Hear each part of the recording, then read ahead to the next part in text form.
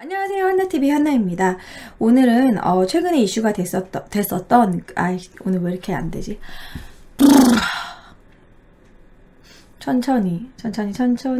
자, 안녕하세요. 한나TV 한나입니다. 오늘은 최근에 이슈가 됐었던 최시원 씨 반려견 그 프렌치 불독 그 개한테 이제 한일간 대표가 물려서 결국 폐혈증으로 사망하게 된 그런 사건에 대해서 얘기를 하면서 이런 개목줄 문제에 대해서도 좀 이야기를 나눠보려고 컨텐츠 준비를 해봤습니다. 일단 그 사건의 개요를 간단히 얘기를 해보도록 할게요. 아시다시피 슈퍼주니어 멤버인 연기자 그 최시원 씨의 가족이 기르던 반려견인 프렌치 불독, 뭐 가족 개죠. 그렇지만 이제 SNS에도 자주 올렸었고 최시원 씨가 특히 아꼈던 강아지입니다. 바로 이 아이죠. 많이 보셨을 거예요. 근데 여러분들 프렌치 불독과 퍼그를 많이 이렇게 헷갈릴 수가 있는데, 퍼그는 좀 귀엽게 생겼고 좀 작아요. 근데 불독은 옛날부터 좀 이 불독한테 한번 물리면 불독은 물고 안 논다고 하고, 사냥개로도 유명한, 어떻게 보면은 이 불독은 좀 꽤 무서운 개입니다. 맹견이라고 할 수도 있을 것 같아요. 어쨌든 이 프렌치 불독이 그 최시원 씨랑 같은 동네에 살고 있었고, 한일간 대표를 그 엘리베이터 쪽에 그 CCTV에 찍혔죠. CCTV 판독 결과 최시원 씨와 김모 씨는 같은 아파트 이웃인데, 이 한일간 대표를 정강이를 물어서 그 대표가 결국엔 사망하는 사건이 벌어졌습니다. 그래서 이제 한일간 대표, 한일간 이런 식으로 한창 그 실검에 떴었죠. 엘리베이터 문이 열리자마자 목줄을 하지 않은 이 불독이 김모 씨한테 뛰어들어서 무는 모습이 정확히 다 CCTV에 찍혔습니다. 애초부터 목줄을 했으면 이런 문제가 없었을 텐데, 목줄뿐만이 아니라 진짜 이제는 입마개까지 해야 되지 않을까? 또 이런 생각도 들어요. 맹견이라면. 근데 그 맹견의 기준도 참 애매합니다. 우리 개는 다른 사람은 물지 않아 라는 건 그 주인의 생각이고, 혹시 모르니까 산책을 나갈 때는 남을 위해서 입마개를 하는 건 어떨까? 입마개와 목줄 이 두 개가 필수가 돼야 되는 게 아닌가? 이런 생각도 듭니다. 이제는 되게 반려견을 많이 키우고 우리들이 지금 개를 되게 많이 키우는 그런 시대가 됐잖아요. 그래서 산책을 나갈 때도 기본적으로 이렇게 똥오줌 처리, 뭐 오줌은 어떻게 뭐 다 닦을 순 없겠지만 똥은 자기 개가 싼 똥은 당연히 치우는 거고, 그뿐만이 아니라 다른 사람에게 불쾌감을 주지 않을 정도의 이런 개 목줄도 기본이고, 입마개까지 요즘 권장하는 그런 분위기가 돼버린 것 같습니다. 그리고 이번 이 사건으로 인해서 좀 우리가 생각을 많이 달리하고 법률도 좀 바뀌어야 되지 않을까, 이런 생각을 하게 돼요. 일단 우리가 한일간 대표, 한일간 이런 식으로 막 뉴스에 많이 떴어요. 그래서 한일간이 뭐지? 한일 관계인가? 이렇게 생각하시는 분들이 많아가지고 한일간에 대해서 설명을 드린다면, 유명한 한정식 집입니다. 강남에 있는 유명한 한정식 집이고, 꽤 유명해서 막 대통령도 방문하고 하루 매출이 엄청날 정도의 꽤 유명한 맛집이죠. 이 한일간은 생긴 지가 되게 오래됐습니다. 1939년에 일제강점기 때 처음 문을 열었고요. 당시 화선옥이라고 이름을 저기 상호로 개업을 했고, 그 뒤로도 지금 3대에 걸쳐서 이어지고 있는 좀 오래된 음식점이고, 2017년 여러 해외 여행 가이드에 실리기도 한 유명한 우리나라 고급 한정식 식당이라고 할 수 있죠. 이 대표가 이 개한테 물려서 엿새 만에 폐혈증으로 사망하게 됩니다. 근데 이제 문제는 이제 일단 그 폐혈증의 원인 가지고 지금 말이 많은데요. 일단 폐혈증에 대해서 설명을 해드리도록 할게요. 폐혈증이라는 거는 세균으로 인해서 피부 보호막이 뚫려서 2차 감염을 일으켜서 그게 염증을 일으키고, 그리고 심할 경우에는 결국에는 사망에 이르게 되는 병입니다. 예를 들어서 이제 개에 물렸을 경우에는 6시간 이내에 집중적인 항생제 치료를 받고, 뭐 파상풍 주사도 맞고 여러 가지 치료를 하면 그 사망률이 10% 내외로 떨어지지만, 그것이 이제 증세가 나타나기 전에 서둘러 치료를 받아야 하는 것으로 폐혈증은 꽤 무서운 병으로 알려져 있죠. 폐혈증에 걸리게 되면 이렇게 염증과 함께 이런 식의 이제 부풀어 오르게 되고, 심하게는 이렇게 약간 괴사하게 되는 그런 무서운 병입니다. 결국 세균으로 인한 염증으로 2차적으로 이제 쇼크가 와서 죽는 병이죠. 그런데 이제 이 폐혈증을 일으켰던 원인균 때문에 되게 말이 많아요.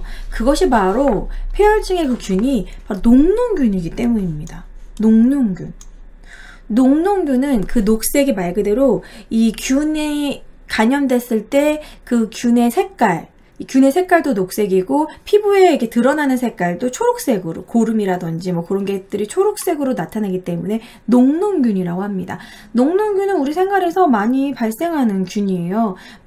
콘택트 렌즈를 잘 씻지 않고 쓴다던가, 수영장 같은데, 물 같은데, 뭐 이렇게 물티슈 같은 데서도 나타나기도 하고, 이 녹농균이 무서운 게 이렇게 소독을 해도 잘 없어지지 않고, 그 병원에서도 이게 좀 2차 감염이 많이 되는 그런 균이라고 합니다. 이 녹농균 때문에 말이 많은 게, 최시원 씨 그 가족 측에서는 우리 개한테는 녹농균이 없다라고 주장을 하고, 병원에서 2차적으로 감염됐을 것이다 라고 주장을 하고 있고요.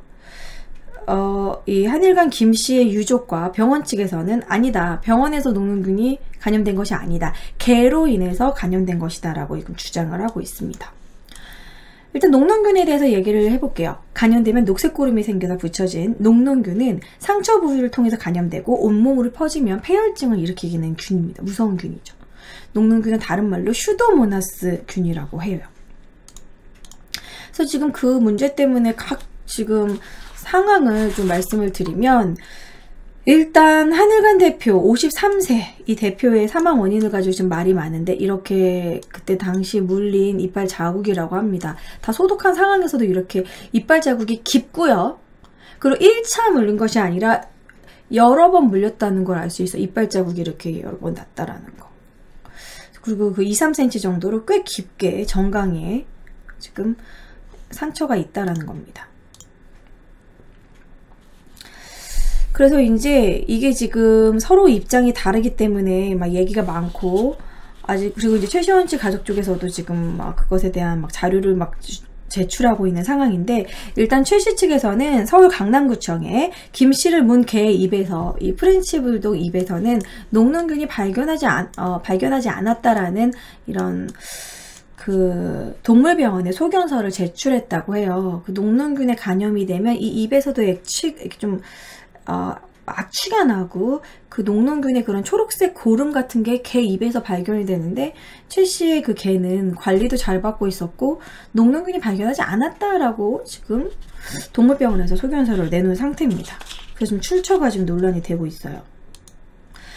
근데 숨진 김 씨의 혈액과 그 가래 등에서 폐혈증의 원인으로 녹농균이 검출이 됐고, 이 의사는 개에 물려서 녹농균 폐혈증이 발생한 사례가 전 세계적으로 6건밖에 또 발견이 되지 않았다고 합니다. 최 씨의 경우가 과연 그 6건 안에 들어갈지 여부도 지금 이제 논쟁이 되고 있고요. 그리고 또 보통 이제 개에 물렸을 때 감염되는 세균은 개 입에 많이 살고 있는 포도알 구균이 이제 주로 이제 감염을 많이 시킨다고 합니다. 그리고 개가 만약에 광견병에 걸렸을 경우 엄청나게 그 피해가 더 확산되는 거죠. 무서운 이제 광견병 같은 경우는 위험하죠. 광견병 주사도 미리 맞아야 돼요. 그래서 개 구강 내 세균 분포 그 녹농균이 6%밖에 차지하지 않는다는 연구 결과가 있고, 그런데 반면 이 녹농균이 병원 내 감염에서 자주 검출되는 세균으로 꼽히고, 개한테 물린 상처와 별도로 김 씨가 병원에서 2차 감염됐을 가능성도 있다는 지적이 있긴 있습니다. 그래서 지금 팽팽하게 지금 그 논쟁이 맞서고 있어요. 제가 기사에서 퍼온 표를 보여드릴게요. 일단은 개 구강에선 드물지만 일단 녹농균이 발견되긴 한다. 그리고 피해자가 건강했다고 이제 병원에서는 주장을 하는 거예요. 이 녹농균이 좀 이렇게 면역성이 떨어진 사람들한테 많이 감염이 되고, 장기 입원한 사람들한테 감염이 되는데, 피해자는 건강했다, 따로 뭐 당뇨나 이런 병들이 없었고 건강했다라고 주장을 하고 있습니다. 하지만 이제 병원에서 2차 감염 가능성을 봤을 때는 녹농균 감염 시 병원 내 감염을 보는 게 좀 일반적이다라고 좀 출처를 이렇게 보고 있고, 자, 두 번째는 처치중 병원에서 감염됐을 가능성을 가지고 보고 있는데, 피해자 면역력이 너무 정상 상태였고 병원에 체류한 시간이 1시간밖에 되지 않았다고 해요. 응급조치를 이제 소독하고 이제 파상풍 주사 맞고, 파상풍 주사뿐만이 아니라 그때 당시에 그런 2차적으로 또 문제가 생길 수 있기 때문에 최초 처치를 오그멘틴이라는 항생제 주사까지 맞고 최초 처치는 매뉴얼대로 적절했다고 병원에선 주장을 합니다. 항생제 주사, 거기다 소독 처치, 파상풍 차단 주사까지 다 맞고 1시간 정도밖에 있지 않았는데 1시간 동안에 감염되기는 어렵다. 첫날 상처 소독 후에 바로 항생제를 투여했기 때문에 병원 쪽에서는 이제 그렇게 주장을 하고 있고요. 그리고 이제 2차 간염성을 보면 병원에서 감염될 가능성을 보면 녹농균은 의료기구나 병원 환경에서 검출이 잘 되고 있고 소독약으로도 잘 죽지 않는다라고 지금 최시원 씨 가족 쪽은 그렇게 주장을 하고 있습니다. 개 구강에서 그런 녹농균이 검출 안 됐다고 하는데 그 상황에 대해서는 입안의 균 분포는 수시로 바뀐다. 피해자를 물 당시에 검사가 아니면 뭐 이런 거죠. 입 깨끗이 씻고 입 막 소독한 다음에 검사하면 의미가 없다라고 이 부분도 또 그렇게 생각할 수 있겠네요. 또 이제 반대쪽 이제 쟁점은 녹농균 검출 안 됐다는 동물병원 검사 결과가 있다라고 이제 주장을 하는 거죠. 여러분들은 어떻게 생각하십니까? 근데 일단 개한테 물린 다음에 병원에 가서 녹농균에 감염됐다고 하더라도 1차 원인을 제공한 부분에 대해서는 어떻게 벗어날 수가 없다라는 거죠. 그러니까 최시원 씨 가족 측은 개한테 물린 부분은 미안하지만 우리가 직접적인 사망의 원인은 아니다. 개한테 물렸다고 반드시 죽는 건 아니지 않냐. 뭐 이렇게 지금 주장을 하는 것 같아요. 하지만 만약에 이제 개한테 물리고 치료 과정에서 병원에서 감염이 됐다 하더라도 만약에 개한테 물리지 않았다면 이 김 씨는 병원에 갈 이유도 없었을 것이고 병원에서 녹농균에 감염되지 않았었겠죠.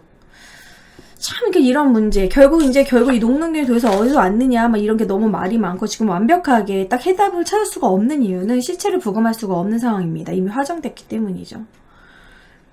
근데 이제 이런 부분에 대해서 아니 왜 화장했지? 그거 막 다 부검해서 알아보지 라고 우리가 좀 답답하게 생각할 수도 있는데 일단 유가족 측에서의 마음에서 봤을 때 저도 뭐 아버지가 뭐 이런 사건을 막 갑자기 돌아가셨다라고 했을 때는 그것을 다 파헤치기 위해서 막 부검을 하고 이런 것 자체도 마음이 안 좋을 수도 있을 것 같아요. 이제 그 사체를 이렇게 훼손시키는 부분도 싫을 수도 있고 그래서 어찌됐든 지금 화장된 상태고 장례를 치른 상태이기 때문에 뭐 완벽한 결과를 알 수가 없는 상황입니다.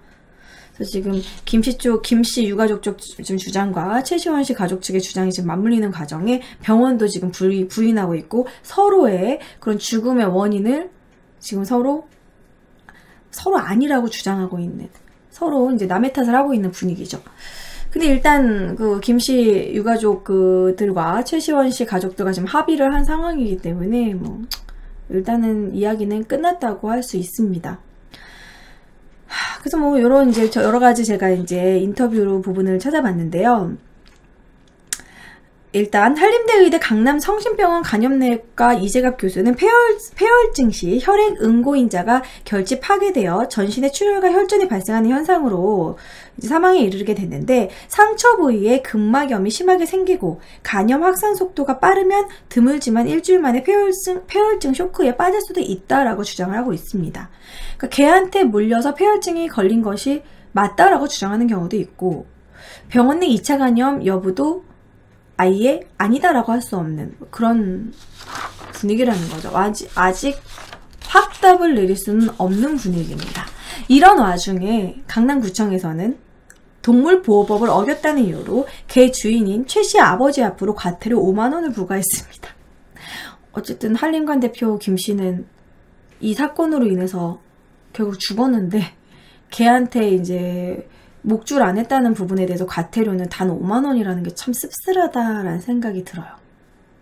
그래서 이번 사건은 결국에는 이제 폐혈증의 원인을 밝히는 부분도 중요하긴 하겠지만 일단은 개한테 물렸다라는 부분, 목줄을 하지 않았다라는 부분 이것이 저는 제일 큰 사건이라고 생각을 해요.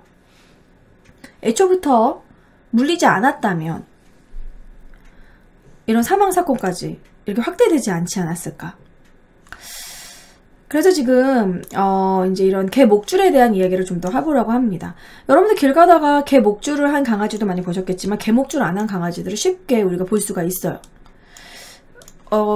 특히 뭐 이렇게 좀 나이 드신 분들이라든지 막 조깅하면서 개 목줄 안 한 사람들도 꽤 많고요. 깜짝깜짝 놀랄 때가 있어요. 저도. 개 목줄을 안 하면, 이렇게 무서운 애는 개 목줄을 안 하면 진짜 무섭겠죠? 심지어 얘는 목줄을 하고 있지만 힘이 엄청 세 보여서 막 주인이 막 끌려가고 있는 경우도 있어요. 큰 막 이런 시베리안 허스키나 막 큰 개일 경우에는 주인이 줄에 끌려가. 그런 상황이면 막 무섭더라고. 이러다가 주인이 목줄만 놓치게 되면 어떻게 될까? 아찔하죠. 그래서 이제는 이 개 목줄뿐만이 아니라 2차적으로 입마개를 반드시 해야 된다는 주장도 있습니다. 반려견 행동 전문가 강영욱 씨는 입마개를 반드시 해야 된다. 그리고 이제 반려견의 행동 전문가라고 해가지고 반려견의 이런 여러 가지 행동을 고치러 가면서 사실은 반려견의 행동을 고치러 가는 것이 아니라 그런 척 하면서 결국 그 주인의 마인드를 고치는 게 중요하다고 이분이 막 그렇게 말을 하거든요. 심지어는 입마개를 해야 된다고 좀 주장을 하고 있어요. 이런 맹견에 의해서는. 그래서 이제 이 과태료 부분도 그냥 일반 강아지는 이제 5만 원을 부과하지만 맹견에 의해서는 30만 원의 과태료를 내야 된다고 합니다. 맹견은 반드시 목줄을 해야 되고 이제는 입마개까지 법률로 좀 이렇게 막아놔야 되는 게 아닌가 또 그런 생각이 들어요. 그래서 이번에 이제 이런 개 목줄 관련돼서 저도 여러 뭐 기사나 사연을 이제 읽어봤는데 이런 일도 있더라고요. 어떤 이제 애기 엄마가 올린 사진인데 애기가 이제 개한테 물려가지고 머리 쪽을 물려가지고 이제 입원한 사진이었어요.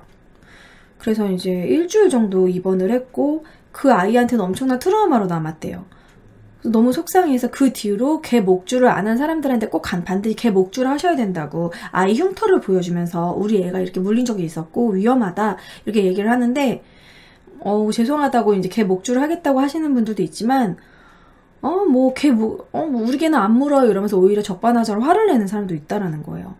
그래서 이제 그 애기 엄마가 이제 하는 말이 아니 본인은 사람 말도 안 들으면서 왜 본인 강아지가 걔가 사람 말을 들을 거라고 생각하냐고. 근데 그 말이 너무 사이다한 거야.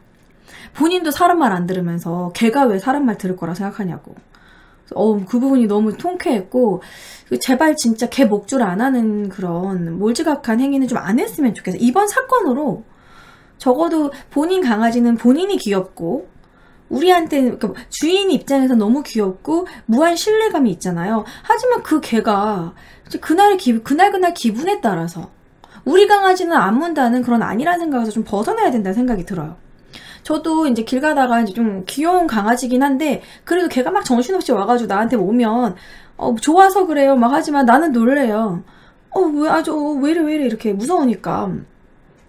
그 개를 내가 처음 봤는데 걔가 나를 안 문다는 보장은 없잖아. 그래서 무서워서 피하면 그러지만 우리 개가 좋아서 그래 우리 개는 안 물어요. 그런 거 진짜 저는 극혐이거든요.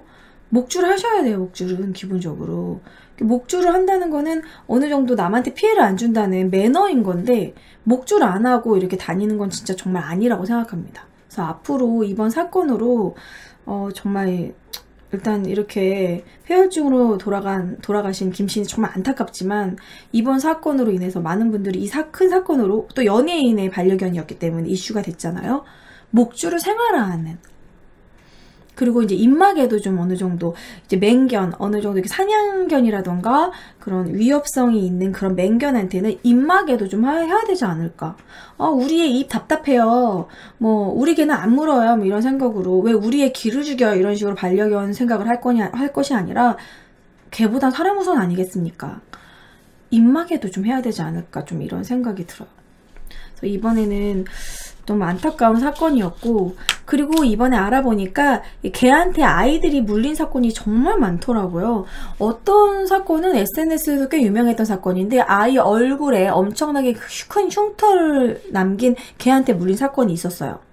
근데 그 개 주인이 아이 잘못도 있다 막 이런 식으로 막 얘기를 해서 그 판사 앞에서 이제 재판을 막 하는데 어이없게 판사분도 개한테 물린 애도 잘못이네 이런 막말을 해가지고 그것이 억울하다고 이제 SNS에 돌았던 그런 사건도 있더라고요. 그래서 이 개한테 물린 사건이 비일비재하게 일어난 이번 그런 상황에서 개 목줄, 입마개 이거에 관련된 그런 법률을 좀 강화해야 되지 않을까 이런 생각이 듭니다.